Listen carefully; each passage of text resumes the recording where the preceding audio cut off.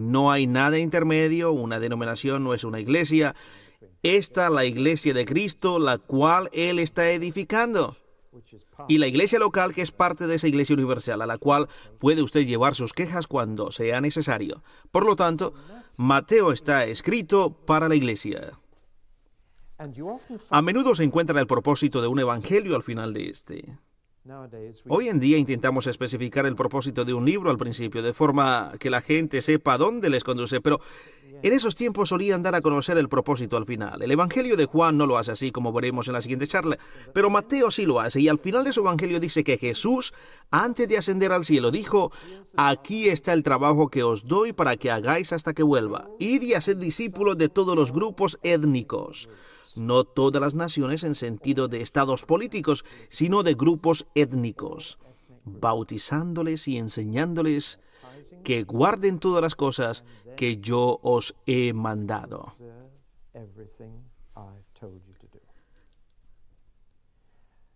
Para esto es para lo que se escribió el Evangelio de Mateo, es para ayudar a los discípulos enseñándoles lo que Jesús mandó. Y Mateo es entonces, podríamos decir, un manual de discipulado. Es el mejor de todos los libros del Nuevo Testamento para leer con un creyente nuevo en la fe.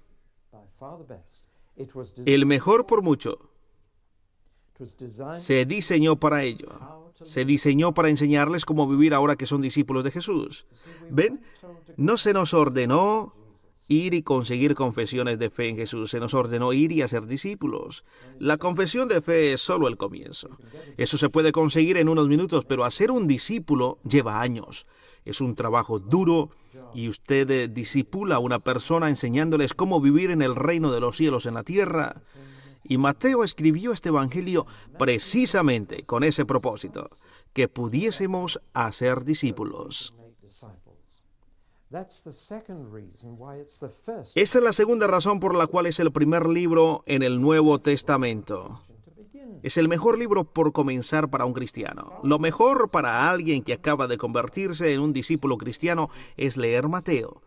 Y esto es porque el tema principal es el reino. El reino que está aquí ya. El reino que está próximo. El reino que se puede alcanzar con un poco de esfuerzo. El reino en el que se puede vivir. Usted no tiene que morir para ir al cielo. Puede vivir en el reino de los cielos ahora. Pero hay unas pautas para vivir en el reino. No se está en él por arte de magia. Usted ha de vivir de la manera en que los hijos del reino tienen que vivir. Este es el tema que une al Israel judío con la iglesia cristiana. Porque es el tema que encontramos a lo largo de toda la Biblia. La historia entera de la Biblia es sobre el establecer de nuevo el reino de los cielos en la tierra. El gobierno de Dios aquí, en este planeta. Así pues, este es un tema que une al judío y al cristiano. Ambos estamos buscando el reino de Dios. La única diferencia es que nosotros creemos que ya ha llegado. Pero ese tema nos une a todos, judíos y gentiles por igual. Ahora, quiero intentar explicarles algo a ustedes, la diferencia entre la esperanza judía del reino y la experiencia cristiana del reino. Veamos lo que ocurre. Para el judío, el reino era futuro. Era algo que no había llegado aún y por lo tanto lo llamaban el siglo venidero. Y aún hoy todo judío está esperando ese siglo venidero, esa era dorada, que vendrá cuando el Mesías venga. ¿No creen que ha venido ya? Así que todavía están esperando, y creen que vendrá en septiembre u octubre, uno de estos años, y cada septiembre, octubre celebran la fiesta de los tabernáculos, que celebra su venida, y es emocionante estar con gente judía en ese tiempo. Esperan al rey que traerá el reino de los cielos aquí a la tierra. Ese es motivo central de su esperanza para el futuro. El tiempo presente en el que vivimos está gobernado por Satanás. El diablo es el príncipe de este mundo, el señor de este mundo, el Dios de este mundo. Estos son títulos que ambos, Jesús y Pablo, dieron a Satanás, pero eran títulos familiares para los judíos. Así que ahora vivimos en el presente siglo malo bajo el señorío de Satanás, pero un día el Mesías vendrá en la fiesta de los tabernáculos, en septiembre-octubre, e inaugurará el siglo venidero en el que Dios es rey. Esa es la sencilla esperanza en la que se centra la expectación mesiánica judía. Pero la diferencia en la esperanza cristiana para el futuro es esta. El Mesías ya ha venido, pero ha de venir otra vez. Y lo que Jesús llama el secreto del reino en el Evangelio de Mateo, el secreto del reino es el que el Mesías viene 2 veces, no una. Y porque ya ha venido, el siglo venidero ya ha llegado.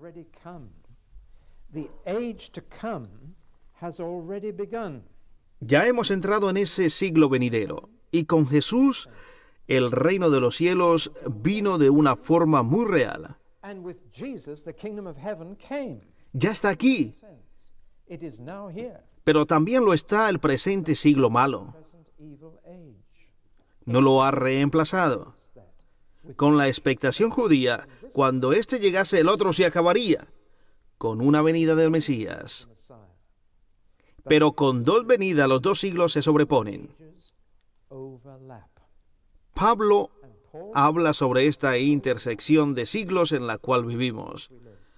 El motivo por el cual estamos en tensión, la razón por la que los cristianos se frustran, la razón por la que somos perseguidos es que estamos viviendo en esa intersección de siglos. ¿Me siguen? Nuestra tarea es sacar a gente de esto y traerlas a esto. Y la razón por la que había de ser así es la siguiente. Los judíos piensan que son lo suficientemente buenos como para ir directos a esto, pero no lo son. Y es por eso por lo que Juan el Bautista les decía que necesitaban ser limpiados, bautizados en el fangoso río Jordán. Ser limpio de sus pecados, prepararse para el reino que se acercaba, porque si el Mesías viniese y acabase con el presente siglo malo y con todos los que hacen mal, ¿quién quedaría? Así que vino la primera vez para que la gente pudiera prepararse para el reino, para que sus pecados pudieran ser limpiados y para que cuando el siglo venidero llegase en su plenitud pudiese haber mucha más gente preparada para ir y vivir bajo el señorío de Dios.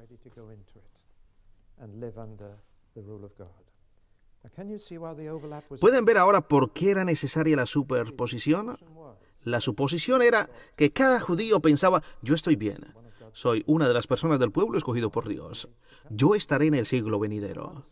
Una vez alguien vino a Jesús y le dijo, bienaventurado el que se sienta a la fiesta del reino.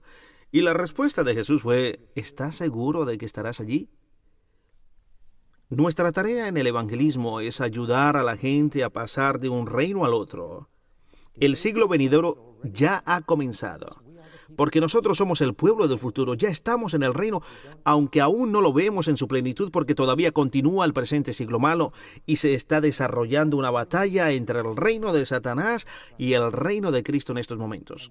Estamos en tensión, pero miles están pasando de un reino al otro. Cada minuto que hablo con ustedes hay 45 personas que han cruzado de un reino al otro.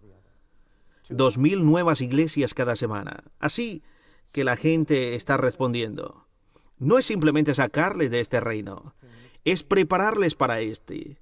Y eso implica enseñarles cómo vivir como hijos del reino. Así que la temática de Mateo es cómo vivir en el reino ahora. Toda la enseñanza de Jesús que podía recordar la organizó bajo 5 títulos, y esos son los 5 sermones. Desearía que los otros 4 fueran igual de conocidos que el Sermón del Monte, porque son igual de importantes. Estudiemos algunos de ellos ahora. Les he dado títulos. Estos son 5 bloques de enseñanzas. Hay 5 sermones, solo uno tiene lugar en el monte, Los demás fueron en otros sitios. Así que aquí están los 5 sermones y todos tratan sobre cómo ser súbditos del reino. Porque no se puede tener un reino sin un soberano y súbditos sin un buen rey y buenos súbditos. Así pues, hay 5 temas. El Sermón del Monte, como se le suele llamar, es sobre el estilo de vida del reino. ¿Cómo vivimos ahora que estamos en el reino? El Sermón del Monte no son los consejos de Jesús para no creyentes sobre cómo deben de vivir. Si ya es difícil para un creyente el vivir de esta forma, imagínese para el que no lo es. Es para saber cómo debemos vivir. Bienaventurados los pobres en espíritu, porque de ellos es el reino de los cielos. Bienaventurados los de limpio corazón, porque ellos verán a Dios. Bienaventurados los mansos, porque ellos recibirán la tierra por heredad. Está describiendo un tipo de persona, un nuevo hombre, una nueva mujer. Y les va a decir cómo han de vivir. Volveremos a esto en un momento. El segundo bloque de enseñanza que Mateo ha recogido bajo un mismo tema, que se encuentra en los capítulos 5 y 7, aunque lo ha esparcido por todo el libro, es la misión del reino, porque una de las cosas que necesitamos aprender es que una vez que usted ha entrado en el reino, tiene la misión de traer a otros.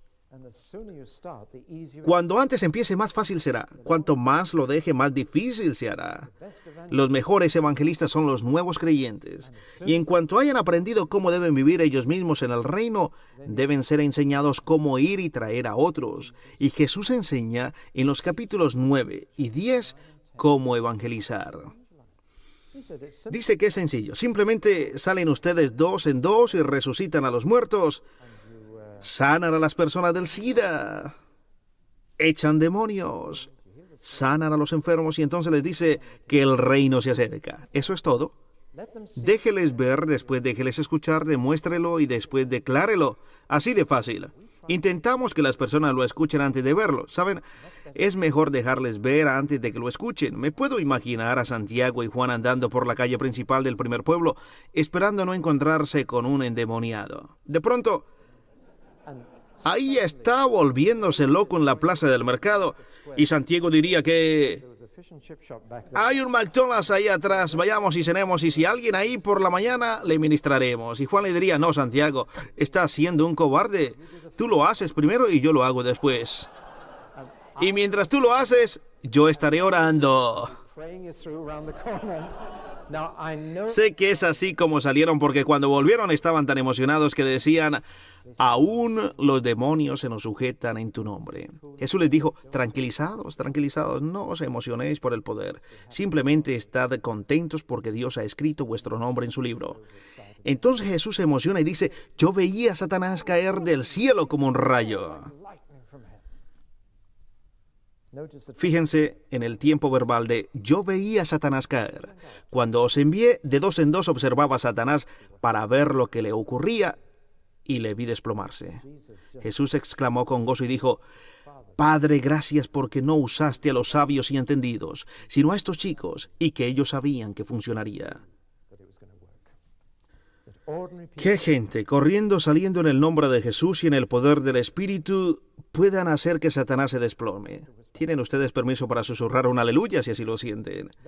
Esa es la misión del reino. Y si leemos los capítulos 9 y 10, encontramos exactamente cómo debemos salir y cómo debemos reaccionar cuando nos rechacen, cómo tratar a personas a las que no les gustamos. El tercer bloque de enseñanza está en el capítulo 13 y trata de aquello que debemos esperar. La moral es muchas veces el factor decisivo en una batalla. No importa si se piensa que se va a ganar o no. Y en Mateo 13 encontramos gran cantidad de parábolas sobre el reino. Empieza con la parábola del sembrador, donde Jesús dice que no nos preocupemos si 3 de cada 4 semillas se pierden, porque una semilla dará fruto cual a 100, cual a 60 y cual a 30%. No se decepcione cuando siembre una semilla en pedregales o entre espinos. No se decepcione porque la cosecha valdrá la pena. Después habló del trigo y la cizaña creciendo juntas. Dijo que no intentásemos salir y arrancar la cizaña, que esa no es nuestra labor. Pero desgraciadamente, hay cristianos que a veces se emocionan más con arrancar cizaña que con sembrar. ¿Saben lo que les quiero decir? Nuestra labor no es arrancar cizaña. La cizaña va a crecer. Jesús dijo que el reino de Satanás crecería junto al reino de Dios. Ambos crecerían juntos. No se preocupen, en la cosecha serán separados. Así que si Satanás parece que se está fortaleciendo, no se preocupe. Jesús dijo que eso ocurriría. El reino de Dios también se está fortaleciendo. Ambos están creciendo juntos. Él está dándoles esperanza. Y Él dijo que si tomas una semilla de mostaza, pues bien, eso es muy, muy pequeño. Usted ha de tener 50 en su mano antes de poder verlas. Cosas muy pequeñas. Y aún así Él dijo que se convierten en un gran árbol. Dijo que así sería el reino y así ha sido. Empezó con 11 buenos hombres y ahora tiene 1.500 millones y la iglesia es el único club que nunca pierde miembros cuando estos mueren. Y así nunca se hace más pequeña. Solo crece y la pequeña semilla de mostaza es ahora un gran árbol. Todo eso se encuentra en el capítulo 13. Cuando se encuentre usted desanimado, lea el capítulo 13, el crecimiento del reino. Si está buscando perlas preciosas y encuentra más grande y mejor que todas sus perlas, las vende todas solo por esa. Usted dice que esa es la que quiere, ¿ve? Así es como deberíamos pensar acerca del reino. Puede que usted haya perdido muchas otras cosas, pero vaya, ha encontrado la perla de gran precio por la cual ha sacrificado todo. Nos dice que no nos preocupemos por malos creyentes. Nos dice que el reino de los cielos es como una red llena de todo tipo de peces, buenos y malos. No se preocupe por eso. Será solucionado cuando la red sea sacada a la orilla. Simplemente llene la red. Les diré una cosa. A los pastores no les gusta esta parábola. Nunca predican sobre ella. Un pastor preferiría tener 100 miembros buenos que 100 malos o 1000 malos. Pero Jesús dijo que llenásemos la red. A los pastores les encanta ir tras la oveja perdida, pero usted siempre puede ver la diferencia entre un pastor y un evangelista. El evangelista sale a pescar con la red, pero el pastor lo hace con la caña. La cuarta enseñanza sobre el reino es sobre la comunidad del reino. Eso es donde la enseñanza de la iglesia entra. Ahora es cuando se nos dice que busquemos a la oveja perdida, que es el creyente que se ha apartado. Cuando se nos dice cómo tenemos que tratar a gente que nos ofende diciéndolo en la iglesia, compartiéndolo en la iglesia. Aquí es donde Jesús habla de disciplina en la iglesia. Ahora, puede usted ver que todas estas cosas las necesita saber el nuevo creyente, ¿verdad? Estos son los temas en los cuales se debe instruir a alguien que acaba de entrar en el reino. El último bloque, en los capítulos 24 y 25, es acerca del futuro del reino y el regreso del rey. Y cuando estaba sentado en el monte de los olivos con sus discípulos, antes de morir, le preguntaron: ¿cuándo volverás y cuáles serán las señales? ¿Cómo sabremos que se acerca tu venida? Y él les dio 4 señales claras, como el agua, y voy a frustrar su curiosidad porque no les voy a decir cuáles son, ya que se encuentran en otro vídeo. Pero les dio estas 4 claras señales para que tuvieran algo por lo que mirar, algo por lo que orar, y que supieran cuándo estaría a punto de volver. Así que les contó algunas parábolas bastante duras. Solo a los 12. Les dijo: ¿cómo podéis estar preparados para cuando el rey vuelva? Lo interesante aquí es que en cada parábola aparece la frase: después de mucho tiempo vino el Señor. La verdadera prueba para saber si estaría listo para la venida del Señor no es qué haría si fuese el martes que viene, sino qué haría si no fuese en otros 1000 años. Esa es la verdadera prueba. Porque a Él no le importa lo que haremos los pocos días antes de que vuelva. Le interesa lo que hemos hecho todo el tiempo que Él no haya estado con nosotros. Si ha sido usted fiel, usando sus talentos, manteniendo su lámpara encendida, eso es lo que le interesa cuando vuelva. Alguna gente piensa que usted tiene que estar haciendo la correcta cosa cuando vuelva. Pues no, usted debe hacer lo correcto ahora. No importa si su venida está aún lejana o no. Volvamos al estilo de vida, porque eso es lo que de veras nos toca. Jesús dice: habéis oído la ley de Moisés, pero mi ley es un poco diferente. La ley de Moisés dice que no matarás, pero yo os digo que si le has deseado la muerte a alguien es como si les hubieras matado. Si usted ha llamado idiota a alguien, es un asesino. Eso es duro. La ley de Moisés decía que no nos acostésemos con una mujer con la que no estemos casados. Mi ley, dice Jesús, es que no mires a una chica y pienses que te gustaría, y que no es lícito el divorciarse y volver a casarse. Duro, ¿no? La peor de todas es que él dice que su ley dice que no nos debemos preocupar. Esa es la razón por la que usted nunca ve un cristiano preocupado.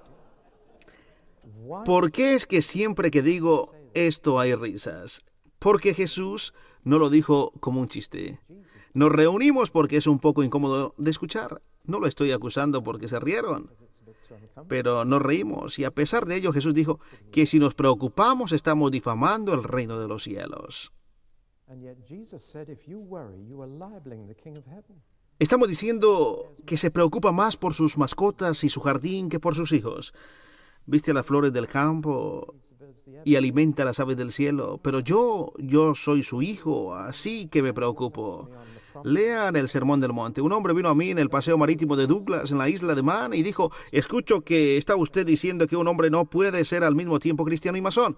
Le respondí que era cierto, que era así como pensaba. Me dijo que me daba 2 minutos para que le demostrase, y si lo conseguía, él se daría de baja. Me quité el reloj y dije: empezamos ya. Jesús nos enseña cómo vivir en el reino. Una de las cosas que dijo fue no desear la muerte a nadie. Y el primer juramento que usted tomó fue un juramento de sangre diciendo lo que le haría a alguien que traicionara los secretos. Me iba a decir que no lo juró en serio, que nadie lo dice de veras. Y yo sabía que él iba a decir eso porque todos lo hacen. Y dije: escuche, hay otra cosa que dijo en el Sermón del Monte, y es que tú sí sea sí y tú no sea no. Lo cual quiere decir que siempre sea verdad lo que hables. Le dije que eso eran mis 2 minutos y se dio de baja esa misma tarde. Como pueden ver, el Sermón del Monte está enfocado en las cosas básicas: el prestar a personas que le piden, el devolver lo prestado. Son cosas duras, pero es el estilo de vida del reino. Así que si alguien se convierte a través de usted, lea con él el Evangelio de Mateo. Enséñales sobre el reino de los cielos al que han entrado. Enséñales cómo vivir en él, cómo divulgarlo, cómo esperar más de él para crecer, cómo prepararse, cómo vivir en la comunidad del reino, la iglesia, y sobre todo, cómo prepararse para la vuelta del Rey que inaugurará el siglo venidero completamente. Pues bien, esto quiere decir que hay ciertos temas especiales en Mateo, pero antes de llegar a eso, ¿se da usted cuenta de lo que he escrito aquí? Uno de los puntos que Mateo enfatiza 44 veces en su Evangelio es que no somos solo súbditos del reino o hijos del Padre, pues el Rey de Reyes es también nuestro Padre. Nadie, absolutamente nadie menciona Padre tanto como Mateo. Marcos no lo hace, Lucas no lo hace, en cambio Mateo sí, 44 veces en total. Solo he podido encontrar 4 ocasiones en Marcos, en Lucas, como cabe esperar, algunas más, 17, y en Mateo 44. Y es muy importante cuando vivimos como súbditos del reino de los cielos recordar que le podemos llamar Abba Padre, que somos hijos además de súbditos. Y si no es así, podemos entrar en legalismos y diremos más acerca de esto cuando hablemos sobre Gálatas. Pero el legalismo es un gran enemigo de la vida cristiana. Cuando lo que a usted le importa es la ley, y eso es todo lo que puede ver, y solo se ve como súbdito del rey, va a perder de vista algo muy importante. Ahora, vayamos a la última cosa que quiero decir acerca de Mateo. Hay 3 temas importantes que Mateo trata, todos ellos fundamentales para el discipulado en el reino. ¿Cómo ser un discípulo de Jesús? ¿Cómo caminar con Jesús una vez que le hemos conocido? El primer asunto que se trata vez tras vez es el tema de la fe. Un súbdito del reino, un hijo del Padre vive por fe, creyendo, sin dejar de creer. No voy a hablar acerca de esto porque diremos mucho cuando estudiemos Juan, pero vez tras vez Jesús pregunta a la gente en Mateo: ¿ustedes creen? ¿De veras creen lo que les he dicho? ¿Creen que puedo hacer esto? ¿Creen? ¿Creen? Esa es la primera cosa que Jesús busca en un discípulo, una confianza continua en él. Pero el segundo asunto que trata Mateo, que no podemos encontrar en Marcos, Lucas o Juan en absoluto, es el tema de la justicia. Y ese es el tema de hacer así como creer. Y viene en este orden. Usted cree primero, pero cree para hacer. La parábola más corta en Mateo es una acerca de la cual nunca he oído una predicación. Un hombre tenía 2 hijos y les dijo, id y trabajad en la viña. Y uno dijo, sí, pero no fue, mientras que el otro dijo, no, pero fue. ¿Cuál de los 2 hizo la voluntad de su padre? Esa es la pregunta. Ahora bien, es la parábola más corta y más simple, pero no nos gusta mucho, ¿verdad? Trata acerca de hacer. Es una parábola maravillosa. No es lo que usted diga, sino lo que haga en lo que el Padre está interesado. Usted puede declarar cosas, pero puede mentir. Yo creo que he mentido más en la iglesia que fuera de ella. Normalmente las he cantado acompañadas de música bonita. Pero saben, cuando leo alguno de los coros de veras, les digo que no puedo cantarlos, estaría mintiendo si lo hiciese. Estaría diciendo cosas que no serían verdad y al Padre le interesa lo que hacemos ahora que somos sus discípulos y creemos en Él. Ahora es el momento de hacerlo recto. Por eso Mateo nos cuenta por qué Jesús se bautizó. Quiero decir que si había una persona que podía decir, yo no necesito ser bautizado, era Jesús. No había pecado en él, nada que limpiar. Y aún así vino y Juan le dijo que él debería ser el que le bautizase a él. Lo que me sugiere que el primer bautista nunca fue bautizado. Pero no les digan eso a los bautistas. Pues bien, Juan le dijo que él debería bautizarle. Y Jesús dijo, deja ahora, porque así conviene que cumplamos toda justicia. Esa fue la respuesta de Jesús. Ahora bien, ese es el ejemplo que Jesús nos está dando.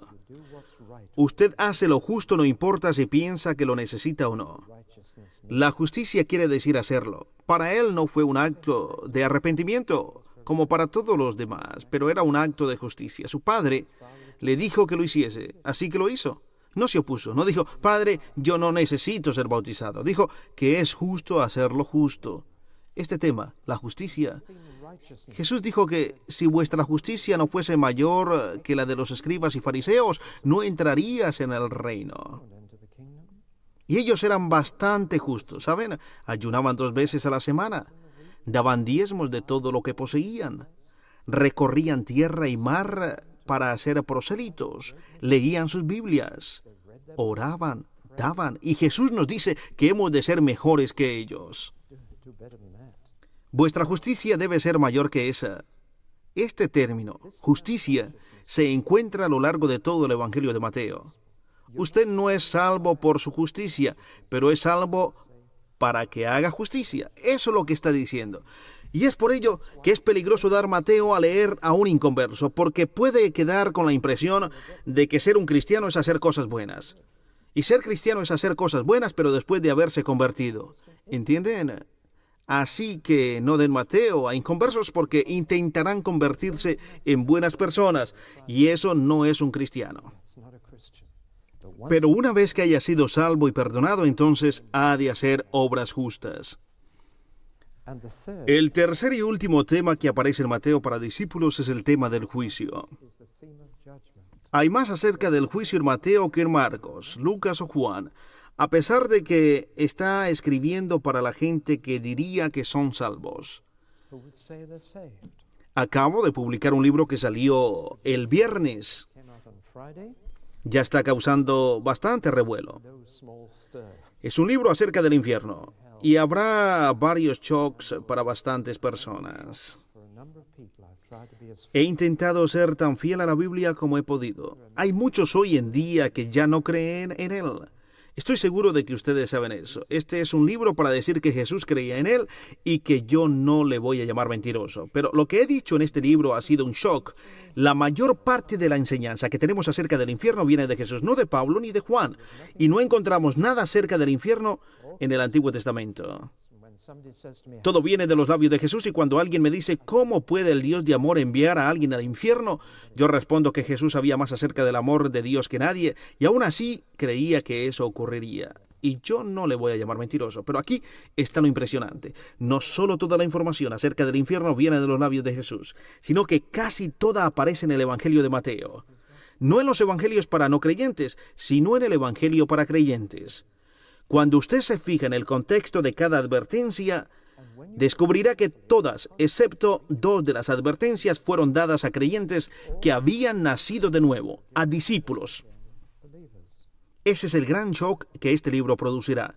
Y yo he leído varios libros acerca del infierno que otros han escrito, todos ellos muy antiguos porque nadie o muy pocos han escrito sobre él recientemente.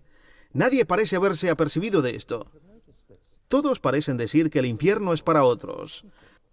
Yo creo que eso es ofensivo. Es algo así como, Jack, yo estoy bien, yo voy al cielo, pero usted va al infierno.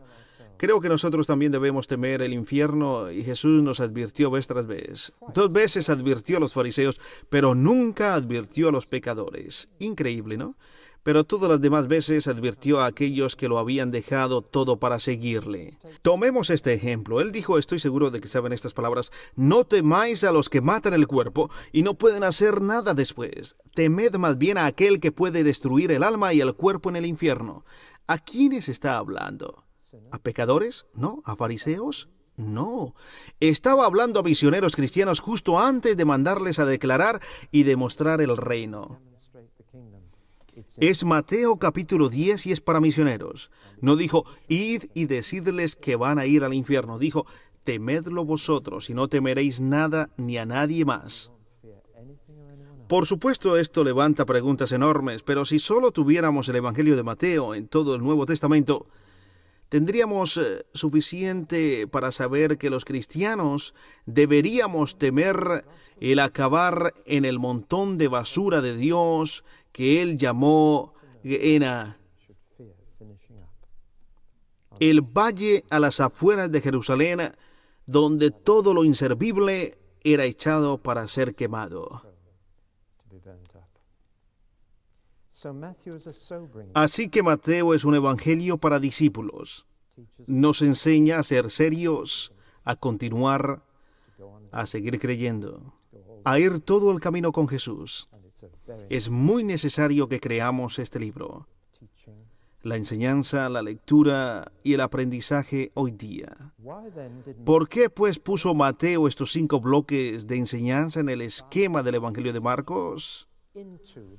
¿Por qué no lo llamó un manual de discipulado y simplemente nos dio la enseñanza que un discípulo necesita para que una vez haya entregado su vida a Cristo, le diésemos estos fragmentos en un librito y dijésemos, ahí está lo que usted ha de saber?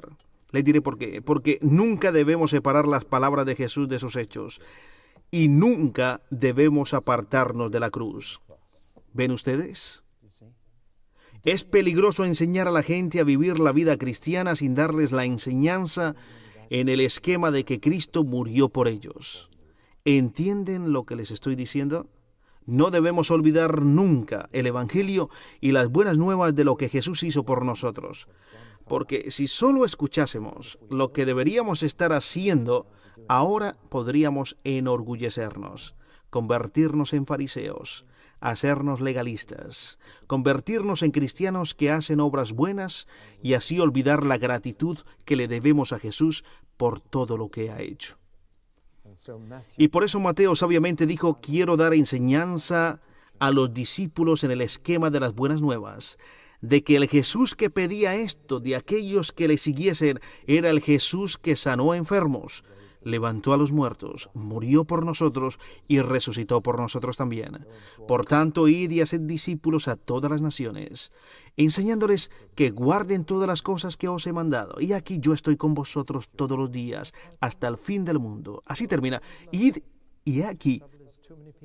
El problema es que demasiada gente quiere el he aquí sin el id. Hay una condición aquí. He aquí yo estoy con vosotros siempre, pero solo es verdad si vamos y hacemos discípulos. Y si alguien me dice, no siento la presencia del Señor, le respondo, pues vaya usted y traiga a alguien a Él y enseguida verá que está otra vez con usted, porque Él ha prometido que cuando vamos, he aquí, Él está con nosotros. Amén.